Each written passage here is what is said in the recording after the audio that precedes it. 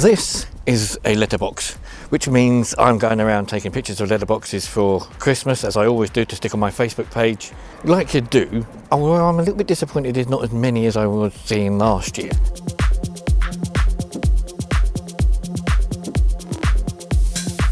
I've just been to Minster to look at the Minster letterboxes. They normally knit on a load of them. I saw one and it was very little, so I'm a little bit upset and a little bit depressed that that's not as good as it was last year. So I'm here in Birchington to see what they're like here.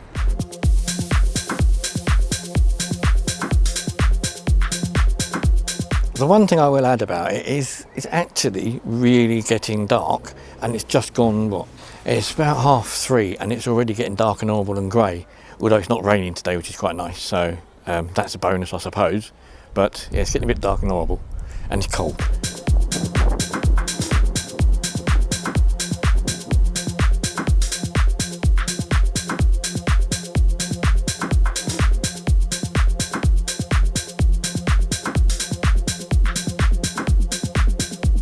Okay, so the weather's a bit better today, it's a bit nicer out, and as you can see, more woolen stuff. This time I'm at Cliffsend.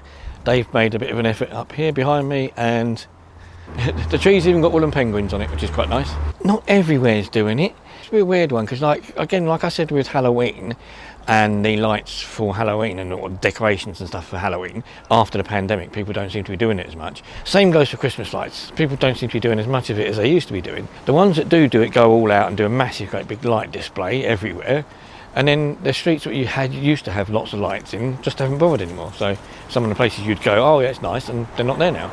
I mean, as you can see, even the hairdressers has got the stuff, gingerbread woman and gingerbread man, which is quite nice. Now, something else you may or may not have noticed on my channel, if you're looking at the channel recently, I have done some more watch reviews. I've done 3 watch reviews recently, because there's 3 watches I saw I quite like the look of, and I thought, you know, for a change I'll actually buy some watches.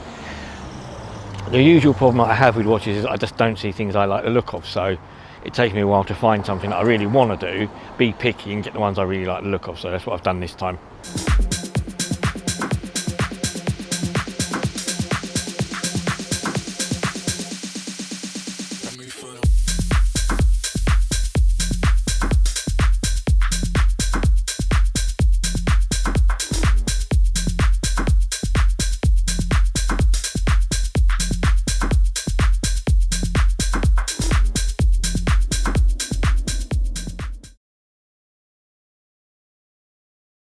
And on another note, it's Christmas next week, and I thought I'd give you a couple of ideas for some fragrances for some gifts. I know you've only got a little while to do it, but I've recently come across a couple of fragrances, or 3 actually, because I've included a ladies one this time, and I'll get to that in a second, that I think are really nice. First one is by Carolina Herrera. It's the Bad Boy La Parfum. I smelt this recently. I saw it in a magazine, I think. I had a smell of it. It's really nice. It's one of the newer ones. It came out this year, 2024.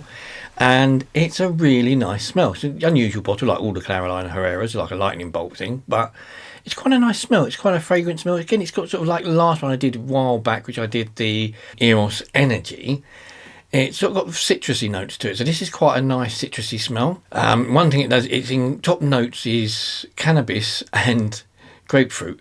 So you definitely smell the grapefruit. The cannabis you don't smell. I don't know where they get that idea from, but it's got geranium, it's got peppers, it's got other sort of smells to it. It's quite a nice sort of mid-range perfume smell. On the Fragrantia website, a lot of people that buy this tend to be buying the things like the Chanel Blue, Versace Eros Normal, Versace Dylan, the Sauvage, things like that. So it's sort of a mix of standard across the range fragrance, and it's around that sort of standard across the range fragrance price is about 75 quid, something like that. So it's quite a nice ordinary fragrance. As with some of them other ordinary fragrances though, one of the things it doesn't do is last. It doesn't last very well. You'll need to spray it a couple of times during the day because it won't stay on all day. The next one is a little bit more of a niche fragrance, a little bit more expensive. It's gone up a notch in price, but this one's also got a similar sort of note to it. This is also very sort of citrusy, flowery and fruity smell to it. This is the Creed Milsom Imperial. Now this has been around a while. They're re-promoting it at the moment. This has been around since 1995. It is one of the more expensive fragrances. You're looking well over £200 for this one.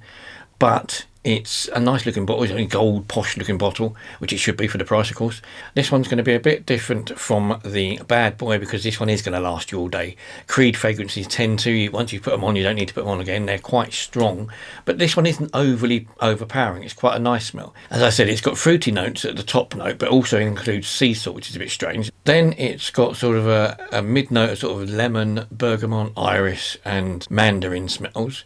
But the top notes, middle notes and the bottom notes are very different because the bottom notes gives it a sort of a sea sort of smell, so it's ocean and things like that. So that middles it out and sort of mellows it a bit. So I said it's not like one of these Aventis type smells that lasts all day and really, really stinks all day long.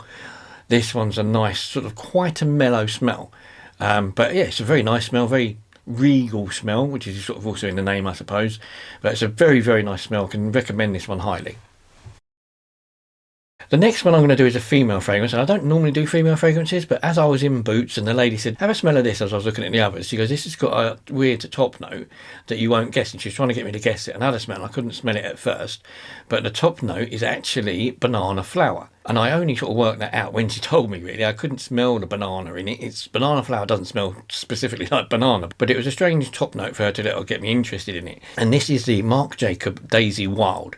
Again, this is a new one. It came out 2024. It's just come out for this year. You don't tend to smell the banana. There's a bit of it, I suppose, once you know it's there. But this is a very mild smelling fragrance. This is sort of not an overwhelming, not overpowering. It's quite a nice. It is a very nice smell. It's very sort of scenty, flowery. It's got jasmine and other things in it as well. And things like sandalwood and even vetiver, which is one of the notes that I've had in my Bentley vetiver, obviously. So yeah, it's a female fragrance. Actually, it's really nice. It's really mild. It's a nice smell. It's quite nice. It's a lovely looking bottle. Obviously, this is what they do with Daisy. They sort of make it look like a flower. This has got all sort of different flowers and colours on top of the bottle. So yeah, if you're looking for a female fragrance for a gift to somebody, or you're a female watching this and you want a nice fragrance, I would definitely recommend the Daisy Wild. It's a really nice, pleasant smell, and it's not overly powering. So that's it for my fragrance reviews for this year as such. And all I can say now is thank you guys for watching. Thank you for sticking with me, and have a very, very happy Christmas. I hope everybody gets exactly what they want and they enjoy their time off if they've got time off, and just enjoy Christmas. And I'll see you soon. Thanks. Bye-bye.